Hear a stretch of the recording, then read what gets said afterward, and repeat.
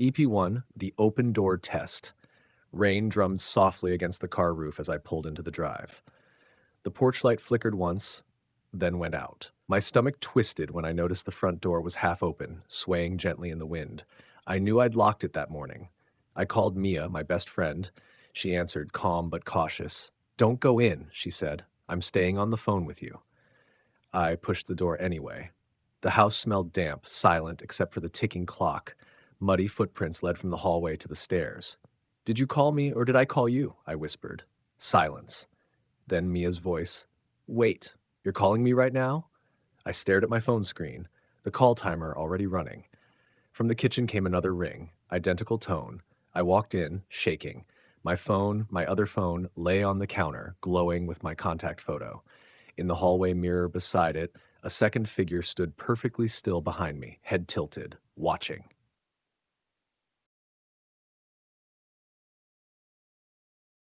EP2. The smart speaker's breathing. We'd only had the new smart speaker a week. It played music, answered questions, told jokes, but one night after midnight, we heard breathing coming through it. Soft, steady, human. I told my girlfriend it was feedback. She unplugged the thing, dropped it on the coffee table, and laughed. Then the light came back on. A faint blue ring glowing in the dark. The breathing grew louder, wet and uneven. We both froze. "Alexa?" I whispered. The light dimmed. "I'm in the hallway," it whispered back, voice rasping through static.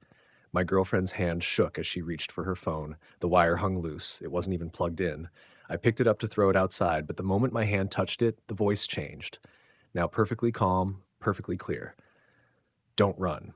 The front door creaked open by itself. The light turned red, reflecting off the hallway mirror like an open eye, watching.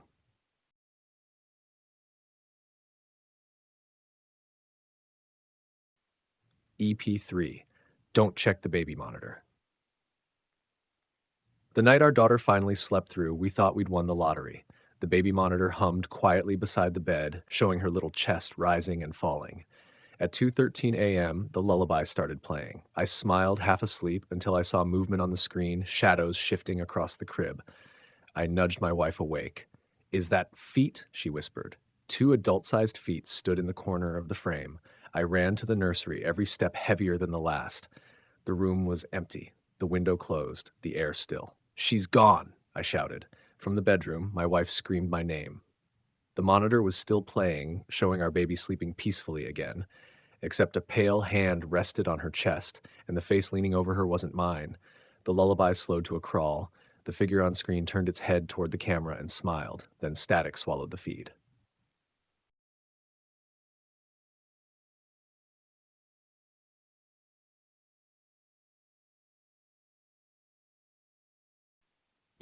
E4, the upstairs shower.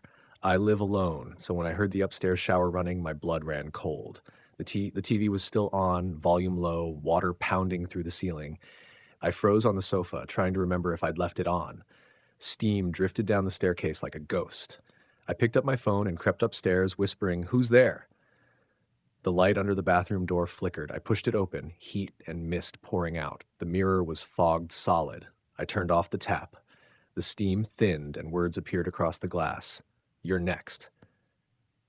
I stumbled back, heart hammering. My phone's camera app opened by itself. Through the screen, the reflection showed someone else holding the phone, someone dripping wet, standing directly behind me. A drop landed on my shoulder, warm. I turned around. The light snapped off. The sound of the shower started again.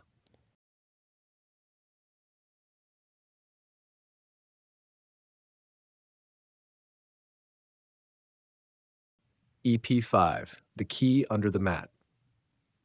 I came home after work and almost slipped on the doormat. Something metallic glinted beneath it, my spare key. Except I'd never kept one there.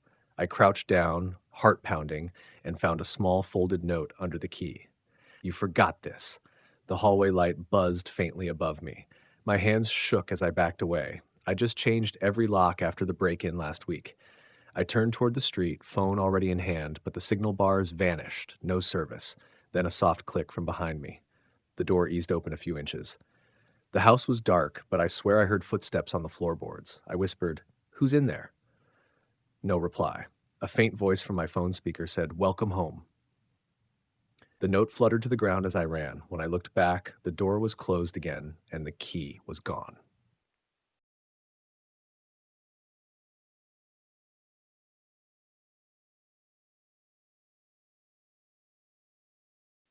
EP6, motion alert, basement.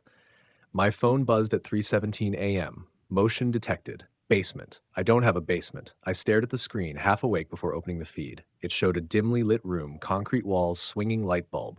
The motion tracker pinged again. A figure stepped into view, face blurred by static. They walked toward a door and opened it, revealing a bedroom. My bedroom. Same bedspread. Same painting. Same sleeping body. Me.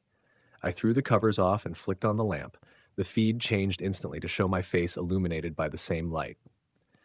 Then text appeared over the video. Recording live. I unplugged the phone, but the battery symbol stayed full, glowing red.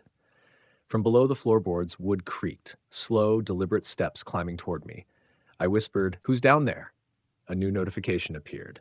Motion detected. Bedroom.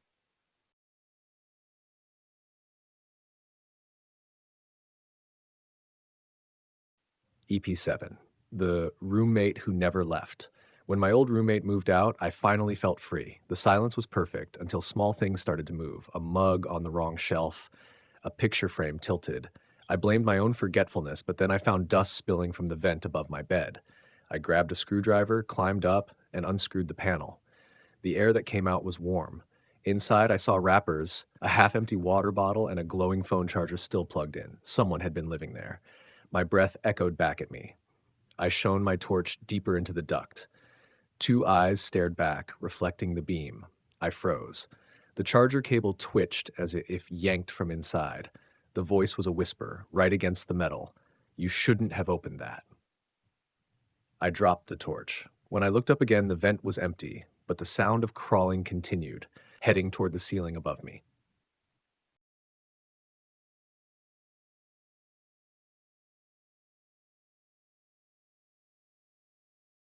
EP8, the window message. The rain had been falling for hours, streaking down the glass in crooked lines. I was half asleep on the sofa when I saw it, letters appearing in the condensation. "Stop looking." My reflection trembled in the window. I laughed nervously, thinking I'd done it earlier, maybe while cleaning. I wiped it away. The words reappeared, clearer this time. Lightning flashed, and I caught a glimpse of a figure behind me in the reflection, standing perfectly still. I turned. The room was empty. The lights flickered and went out. My breath fogged the glass again, and new words formed slowly, stroke by stroke, from inside the window. Too late. I backed away, heart pounding. A handprint spread across the glass, fingers long and pale. The outline of a face pressed close behind it. I stumbled for the door, but the reflection showed me still standing there, watching myself leave.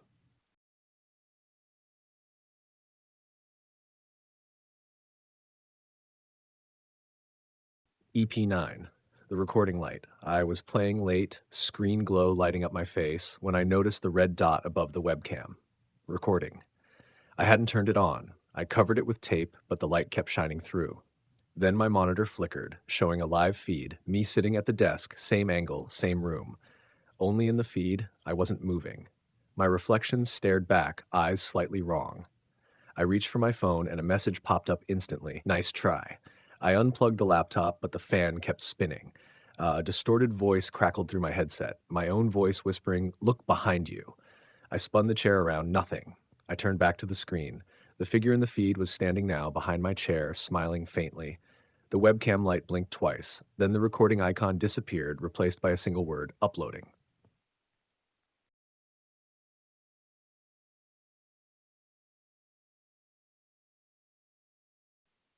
EP10, the final text thread. They found her phone 3 days after she went missing. I was the officer assigned to catalog her messages. The screen was cracked, battery nearly dead, but the last text was still open. "Help me, please." The timestamp matched the hour she disappeared.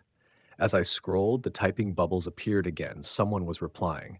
My stomach dropped. The sender ID flickered between numbers until it landed on mine. I looked up from the screen. The office was empty, just the hum of lights. The phone buzzed again. A new message. "Why didn't you answer?" My reflection in the glass door shifted, lagging half a second behind. Then another phone vibrated on my desk. Mine, the same conversation. A final text arrived on both screens at once. Turn around. I did. The light from the monitor washed across an empty room, except for one chair slowly spinning, facing the glow where I'd just been sitting.